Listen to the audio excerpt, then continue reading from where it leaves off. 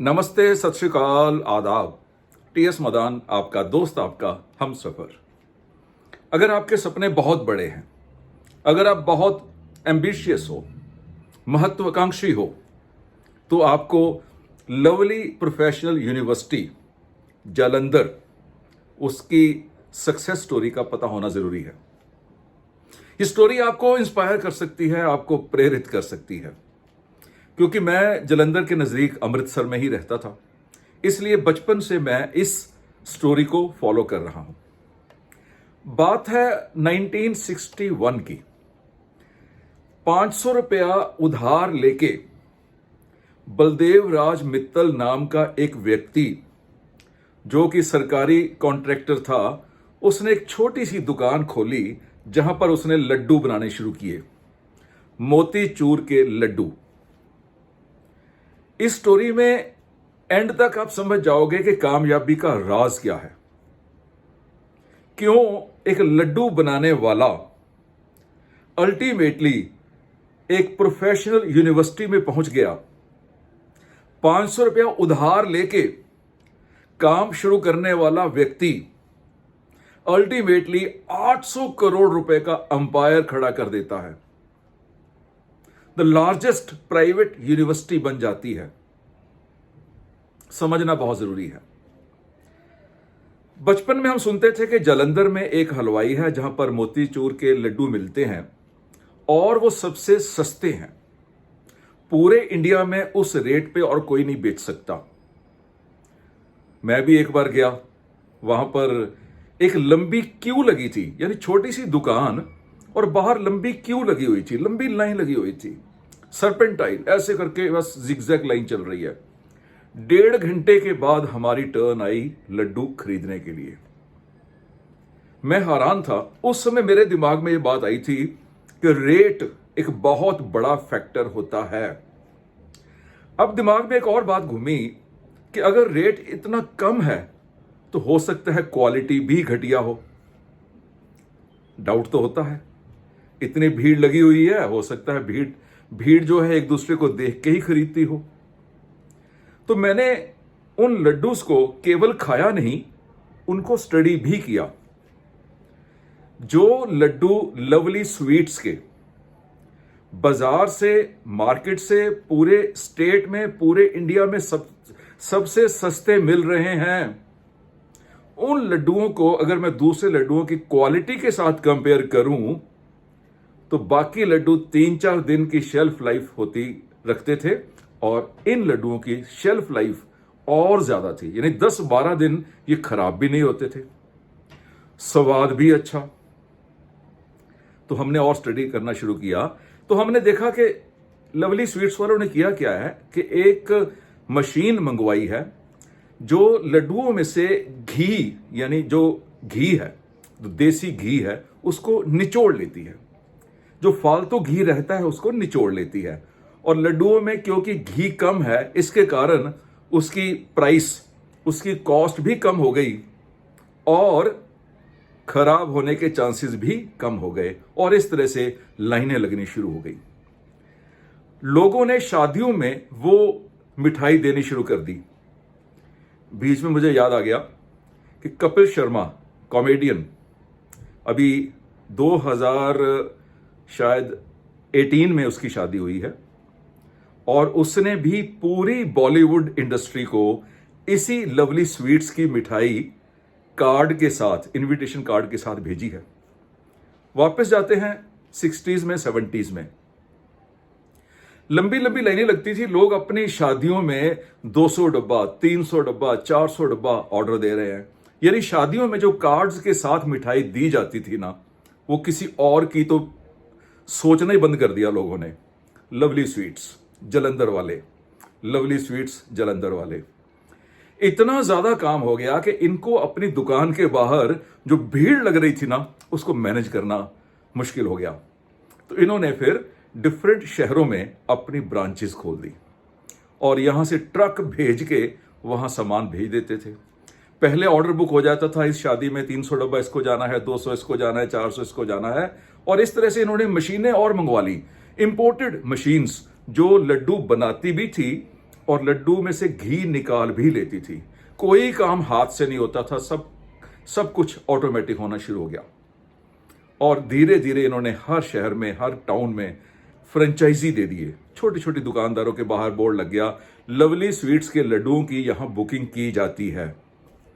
और rate market से तब भी कम था। कोई बंदा समझ ही नहीं पाया, कोई और मिठाई बनाने वाला समझ ही नहीं पाया कि ये इतना बड़ा फैक्टर रेट का, और इसके कारण ये आगे बढ़ते जा रहे हैं।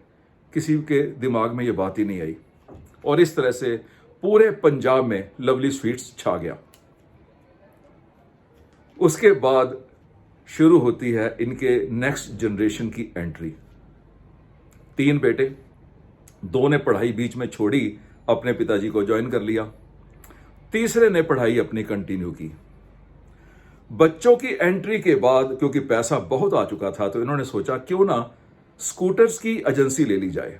बजाज स्कूटर उस समय, अभी वेस्पा के बाद शिफ्ट हुआ था बजाज में, तो बजाज स्कूटर की एजेंसी क्यों ना ले ली जाए। तो इन्होंने बजाज स्कूटर की एजेंसी ले ली। और वहां पर भी बहुत बड़ी स्टोरी है। बजाज स्कूटर के मालिक राहुल बजाज, उन्होंने इनको एजेंसी देने में इनकार कर दिया कि कहने लगे कि बजाज स्कूटर के इतने बुरे दिन आ गए हैं कि एक हलवाई को बजाज स्कूटर की एजेंसी दे दी जाए। लेकिन इन्होंने पैसे के दम पे एजेंसी ले भी ली और एजेंसी को एक कामयाब एजेंसी बनाने में कामयाब भी हो गए। और वहां से इनकी यात्रा आगे शुरू हो गई। तब इन्होंने मारुति कार की एजेंसी ली। मारुति कार का स्टॉक करना, इन्वेंट्री मेंटेन करनी, कंपनी के साथ कॉर्पोरेट कल्चर में रहना और बड़े बड़े शोरूम बनाने इनके लिए चैलेंज था। लेकिन तब तक 3rd जनरेशन आ चुकी थी। 3rd जनरेशन, तीनों भाइयों के आगे बेटे बिजनेस में एंटर कर चुके थे। और कोई MBA करके आया था, किसी ने एक्सपीरियंस लिया था। तो अलग अलग डिपार्टमेंट्स, अलग अलग बंदे ने पकड़ लिया और लवली स्वीट्स से लवली ऑटोज बना, फिर लवली ऑटो से लवली मारुति बना। और करते करते इनके शोरूम खुलने शुरू हो गए। फिर उन्होंने एक प्राइवेट कॉलेज खोला फगवाड़ा, जलंधर के नजदीक, लवली कॉलेज के नाम से। और छोटा सा 2.5 एकड़ में एक कॉलेज खोला। और वहां से इनके दिमाग में आया क्यों ना इसको यूनिवर्सिटी की शेप में बना लिया जाए। तब पंजाब में कोई भी प्राइवेट यूनिवर्सिटी नहीं थी और बड़े बड़े ब्रांड थे, यानी DAV कॉलेजेस, 100 के करीब कॉलेज होंगे, उनके पास भी यूनिवर्सिटी नहीं थी। खालसा कॉलेजेस कितने थे, लेकिन उनके पास भी अपनी यूनिवर्सिटी नहीं थी। तो बीच में ये लवली स्वीट्स वाले कैसे यूनिवर्सिटी बना लेते। लेकिन समहाउ इन्होंने वो जो एजुकेशन का जो पैटर्न बनाया, जो इन्होंने सिलेबस बनाया, जो इन्होंने कॉलेज में काम किया, उसमें इन्होंने प्राइवेट यूनिवर्सिटी का टाइटल भी ले लिया। और इस तरह से करते करते करते करते कितने ही एकड़ की वो यूनिवर्सिटी बन गई। आज हलवाई वाला काम इनका आज भी है, लेकिन वो हलवाई बड़े बड़े शोरूम्स में बदल चुका है। वो डिजाइनर्स, वो कॉन्सेप्ट आ चुके हैं। वो केवल मिठाई नहीं देते हैं, मिठाई के साथ कॉन्सेप्ट भी बेचते हैं। डिब्बे का डिजाइन कैसा होगा, मिठाई का डिजाइन कैसा होगा, कैसा ऑडियंस है, कैसे गेस्ट हैं, किस तरह का टेस्ट होगा, कितनी चीनी खाने वाले होंगे, कितना घी खाने वाले होंगे, वो ड्राई फ्रूट खाने वाले होंगे, उस तरह के कॉन्सेप्ट वहां भी आ गया। और इनकी बजाज और मारुति की एजेंसीज तो एज इट इज ग्रो कर ही रही हैं। और लवली प्रोफेशनल यूनिवर्सिटी का नाम आज की डेट में कौन नहीं जानता। 500 रुपए से उधार लिया और 800 करोड़ की टर्नओवर पर पहुंच गए। जर्नी लंबी थी, लेकिन पहुंच तो गए। 2 फैक्टर्स सबसे बड़े। मैं अगर एक स्टूल की बात करूं, जो बैठने वाला स्टूल होता है, उसकी 3 टांगे होती हैं। 3 टांगे, जैसे ट्राइपॉड की 3 टांगे होती है ना, 3 टांगों वाला स्टूल एक बिजनेस होता है। एक टांग है क्वालिटी, एक टांग है सर्विस और एक टांग है प्राइस। तीनों में से कोई भी टांग छोटी कर दो तो बाकी दोनों टांगों को झुकना पड़ता है।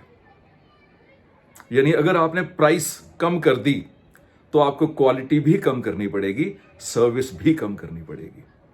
अगर आपने क्वालिटी कम कर दी तो आपको प्राइस भी कम करनी पड़ेगी, सर्विस भी कम करनी पड़ेगी। आपको तीनों लेग्स इक्वल रखनी पड़ती हैं और इन्होंने वही काम किया। प्राइस हम कम नहीं कह सकते, प्राइस रीजनेबल थी क्योंकि इन्होंने कॉस्ट को कम किया था। कॉस्ट कम होने के बाद इनकी सेल प्राइस अपने आप कम हो गई और आज बहुत सी ऐसी कंपनीज इनके बिजनेस मॉडल को फॉलो करती हैं। मैं खुद इनके बिजनेस मॉडल को फॉलो करता हूं। 1000 रुपए में कोर्स बेच रहा हूं, ये सस्ता नहीं है, हां रीजनेबल है। रीजनेबल है, इसमें सारे खर्चे निकलते हैं, मेरी रॉयल्टी निकलती है, रीजनेबल है। आप जो भी प्रोडक्ट बेच रहे हो, बना रहे हो, प्रमोट कर रहे हो, रीजनेबल प्रॉफिट पे काम कीजिए। आपके भी अंपायर खड़े हो जाएंगे और आपकी भी सक्सेस स्टोरीज, ऐसी ही वीडियोस बनेंगी, ऐसे ही फिल्में बनेंगी, ऐसे ही ब्लॉग्स बनेंगे, ऐसे ही वेबसाइट्स में लिखी जाएंगी। आज इजाजत लेते हैं। मेरा आशीर्वाद आपके साथ है। खुश रहिए, सीखते रहिए और बढ़ते रहिए।